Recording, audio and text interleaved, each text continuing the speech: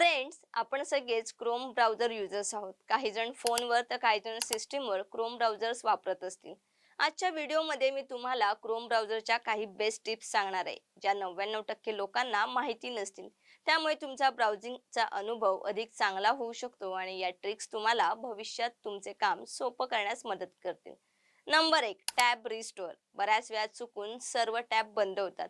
अशा वेळी Google Chrome ब्राउझरवर तुम्ही पुन्हा ओपन करू शकता आणि control plus shift plus T दाबा.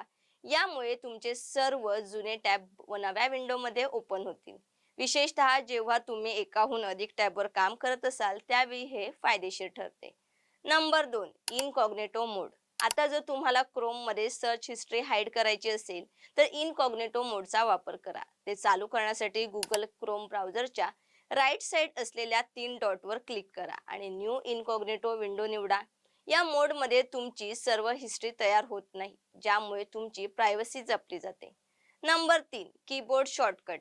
गुगल क्रोम ब्राउझरमध्ये जर तुमच्या 10 टॅब ओपन असतील आणि तुम्हाला 5व्या टॅबवर जायचे असेल तर CTRL म्हणजेच कंट्रोल प्लस 5 प्रेस करा. यामुळे तुमची वेळेची बचत होईल. नंबर 4, कॉपी पेस्ट न करता सर्च करणे. तुम्ही एखाद्या पेजवर दिलेला URL सिलेक्ट केला आणि राईट क्लिक केलं तर गुगल क्रोम ब्राउझर तुम्हाला विचारेल की तुम्हाला त्या वेबसाईटला भेट द्यायची आहे की सर्च करायची आहे. कॉपी पेस्ट न करता सर्च करण्याचा हा सोपा मार्ग आहे. Number 5, bookmark backup.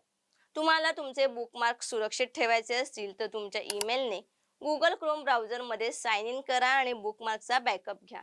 याद्वारे तुम्ही गुगल क्रोम ब्राउझर कुठेही उघडू शकता आणि तुमचे बुकमार्क पाहू शकता. या गुगल क्रोम ट्रिक्स कशा वाटल्या आम्हाला कमेंट करून नक्की सांगा आणि व्हिडिओ आवडले असेल तर लाईक करून शेअर करा.